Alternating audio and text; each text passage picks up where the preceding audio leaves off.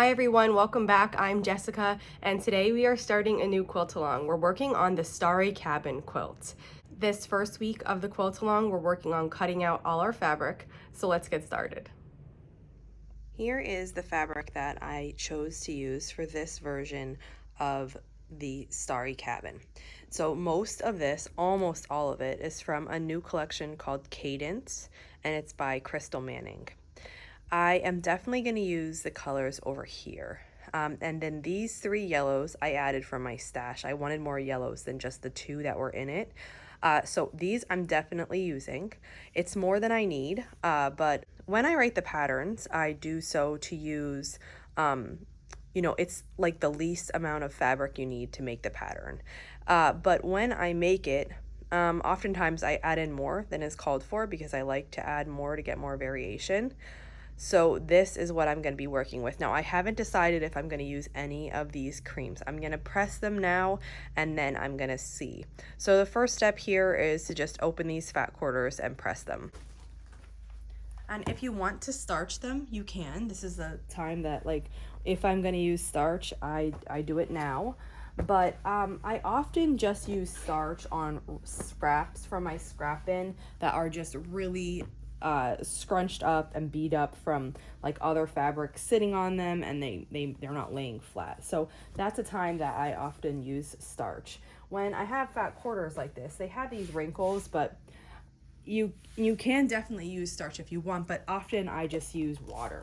And I haven't been putting the water in my iron, so I just have a spray bottle like this. This one's from Riley Blake, and I just give them a little spray with water, and then I press them. And this is good enough for me.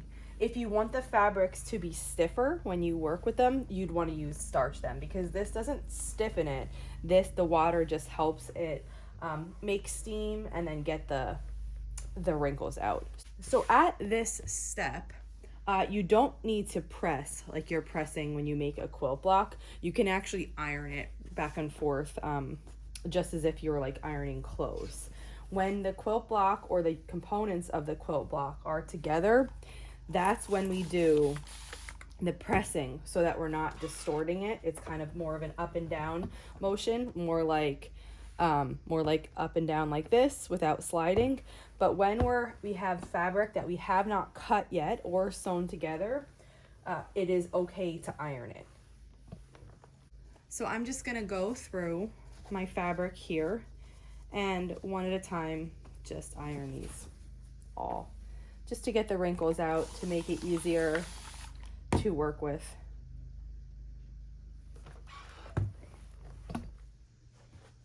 I have all the fabrics pressed now, and my next step is going to be to go through these fabrics and see what ones I want to make the stars from. So from this pile, I will be able to cut from my fat quarters as instructed in the pattern, but also from the fat eighths because I have extra fat quarters.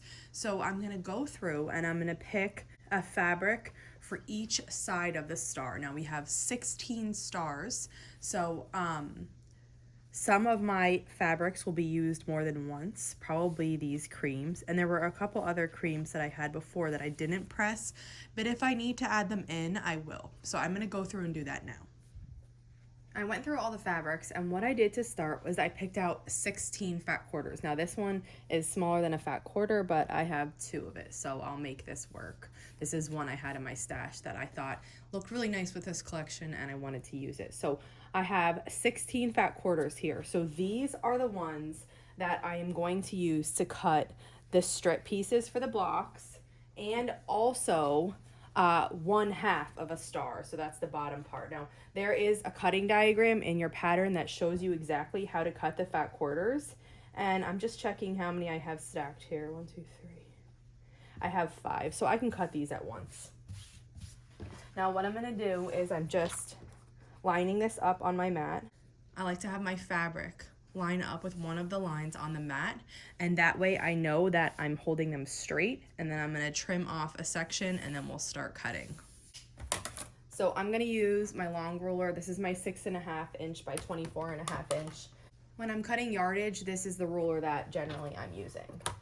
And so I'm just gonna trim away this edge here to give me a straight edge to work with. So that will come off. And now I have a straight edge and I can start making the cuts that are listed in the pattern.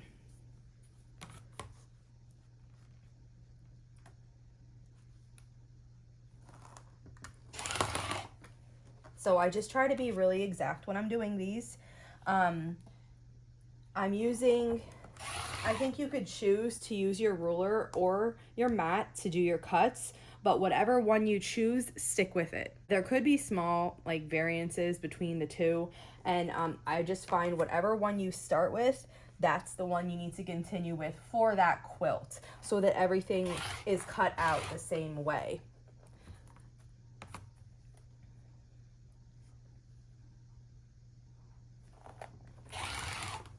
And I usually, now these strips, I know they need to be subcut, but I make all my big cuts in one direction first, and then I'll take one at a time and work on cutting it smaller. We are using most of the fat quarter. This is what is left. And I'll put these in my scrap bin for a future project. Now that I have all of my cuts made in the one direction, I will work with each of these pieces and subcut it. So I like to just gently, you can see here, I do have some room to work at the bottom of my table. So I am going to gently, you could do this any way you want. This is just what I do. I gently bring one stack down and I line, you know, either the top edge or the bottom edge up with a straight line on my mat. And then what I do is I like switch to my smaller ruler because I like to use a smaller ruler if I'm working with a smaller piece. I'll cut off the selvage here. Now some of these cuts are bigger than my ruler can measure, so I will get my big ruler back out for that. And then what I do is I just lay my big ruler on top of the piece, and then we're gonna cut it.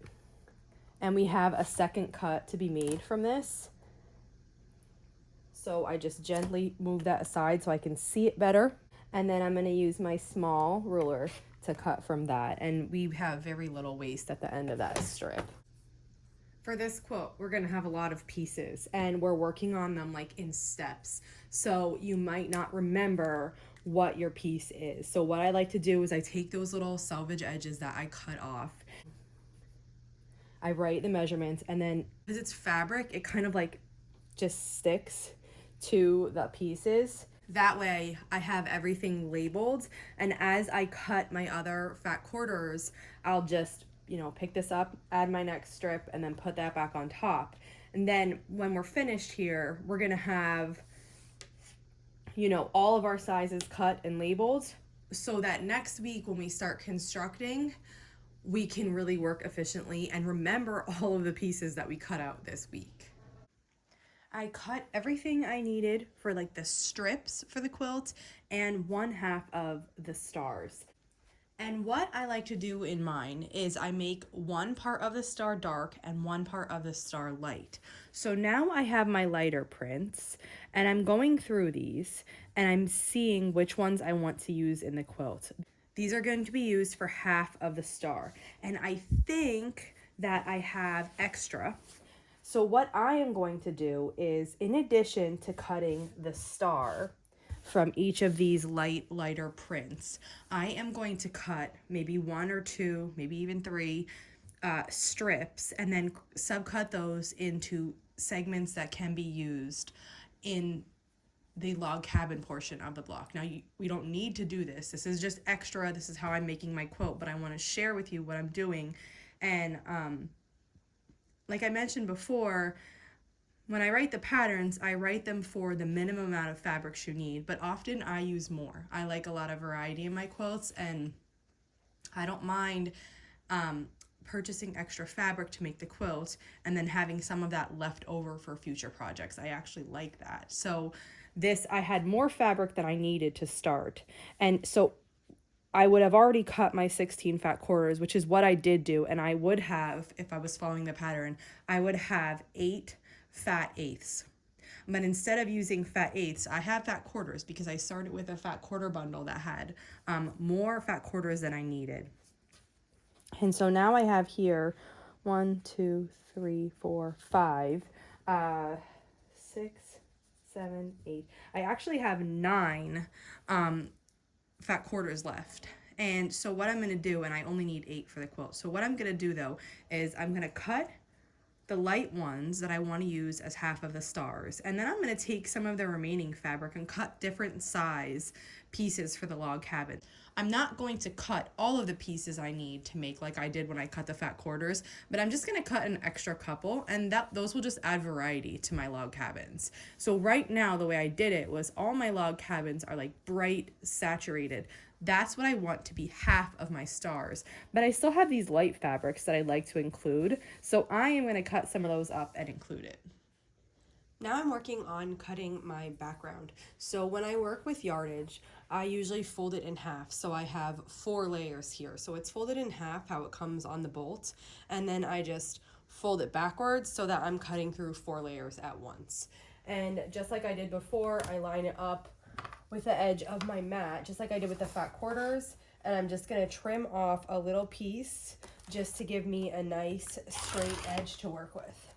And then just referring to the pattern, I am going to cut all the size pieces that I need from this. So I've made a few cuts vertically on this yardage, and then I'm just gonna turn my ruler and I'm going to cut off the selvage.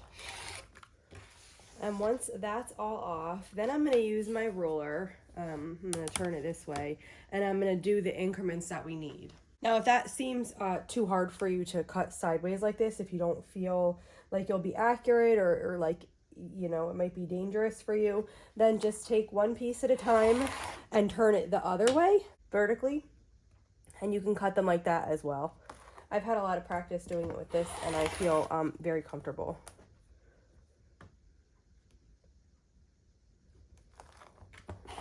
And then you'll see when I pull these apart, you'll see I have different size pieces that we need to make the log cabin. So here is almost all of my fabric cut for the quilt along. Now I am missing my second border and my binding, but I didn't have them. I'm still waiting for them to come in the mail. So I have everything else cut.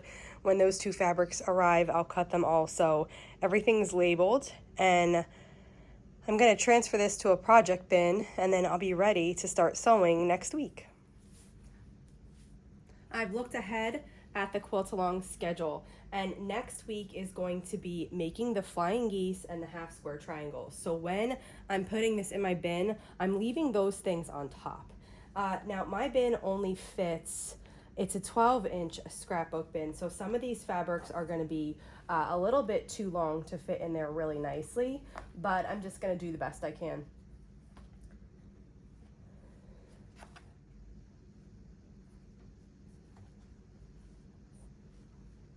So I have everything in my project bin.